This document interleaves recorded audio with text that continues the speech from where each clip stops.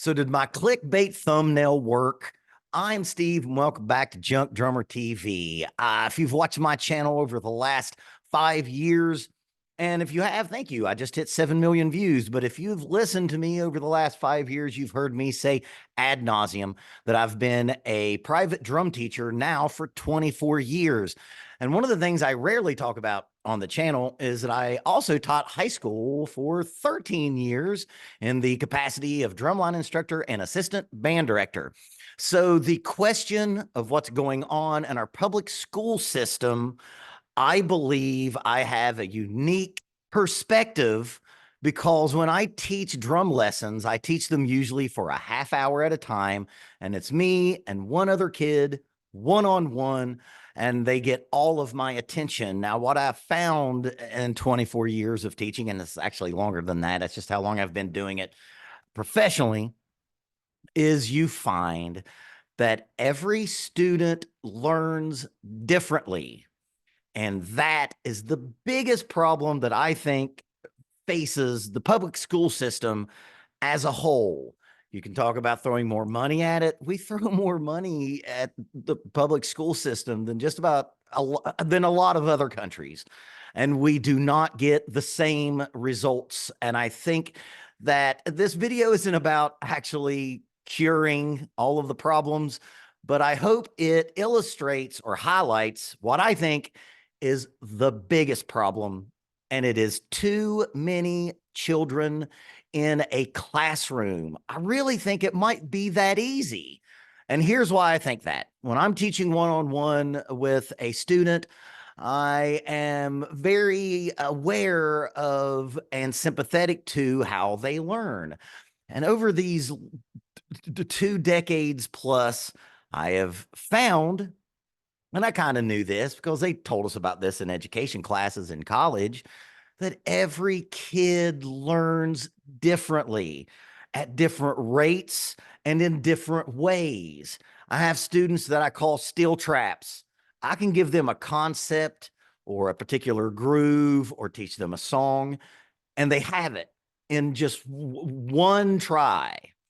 I have students who I have to constantly reiterate and remind and review something. I had a student the other day that I had to go back like 2 months before where we were for this one particular thing. Now, how does that relate to a school setting? And if you notice, I said public school because private schools, and you can bitch in the comments about if they're good, better, or worse, but for the most part, private schools have smaller classroom sizes. You know, what do I mean by classroom sizes? How many students there are to one teacher. In America right now, the average class size is 24. There was also a study that said that 68% of teachers cite overcrowded classrooms as a reason why they aren't as effective as they should be. And how could they be? I sometimes have problems teaching one person in a 30-minute section one concept or one groove or one drum fill or one rhythm that they're reading. How do you translate that to all these other subjects in a wholesale manner? There's too many kids in the classrooms. Now, I said that I solved it in the thumbnail, but I didn't really because I don't know how to fix it. But I do think that I've identified the problem. If I have kids on like Thursday, I have 13 students in a row. And just in particular on that day, every student, I have to change gears and direction and teaching styles for each student. Some kids I have to be really nice and sweet with. Some kids I can be straight harsh, and maybe someone would hear it on the outside and think that it's mean, but that's how they learn. I have students. Here's one that I just thought of the other day. You know, in education classes in college, they talk about thinking about a student's context. I've had multiple students over the years that, based on that student's demeanor and manner and attitude, I can tell if their mom dropped them off or if their dad dropped them off. Guess which one they're a little more buttoned up with. But I've noticed that one on one. Now, how can a teacher teaching on average 24, and I assure you, there are classrooms in this country that are far more than 24. I think Maine has the lowest, which is like the average is 17.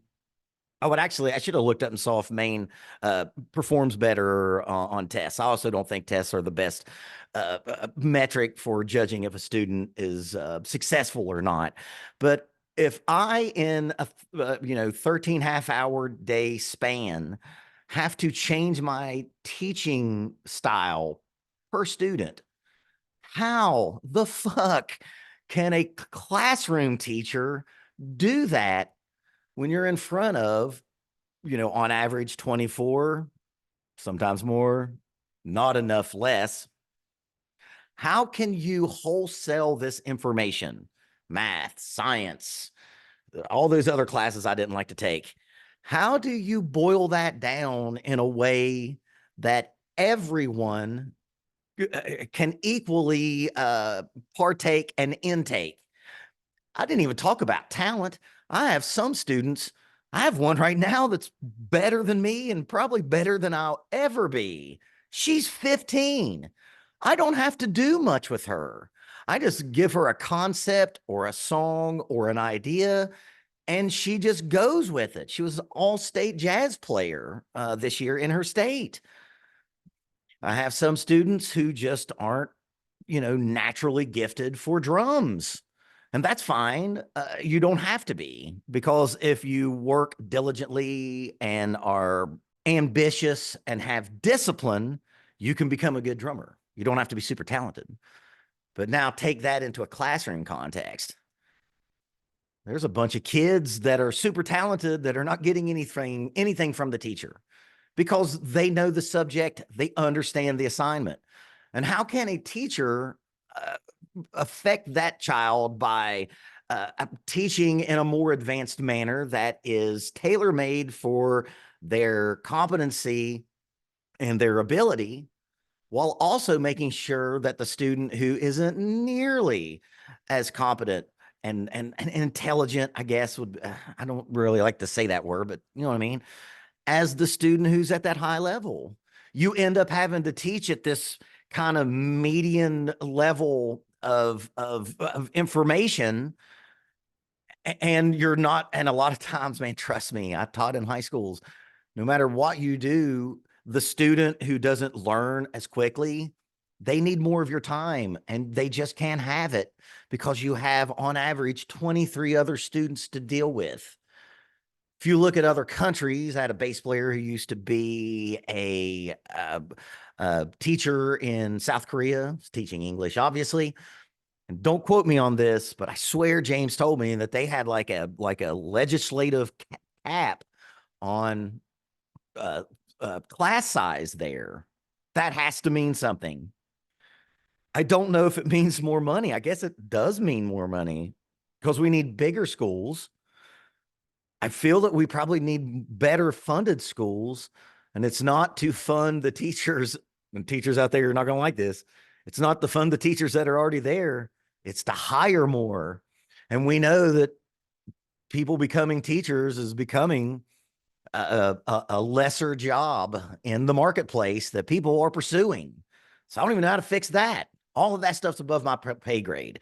But I can tell you on this video that from teaching in such an intimate way for so many years, I have found that you cannot effectively teach a large group effectively and equally at all.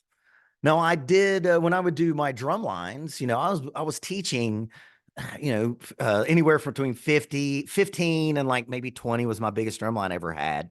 And I was only teaching one subject and one show for a marching band season. It was me, 20 kids, and the only thing we worked on was exercises, the 12 to 13-minute show and the cadences and how to march and the show itself. So it was one thing, and that's all I did with those kids. It's not anything like how an actual American classroom works.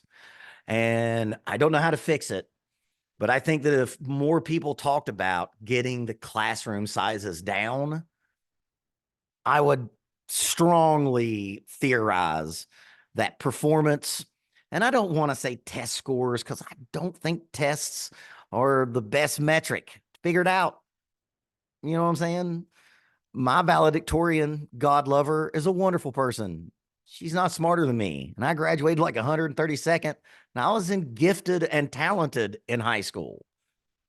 Maybe that's why I don't think tests are the best metric. I think that if we talk more about getting the class sizes down, I think we can do a better job. Thank you all for watching, and I'll see you next time.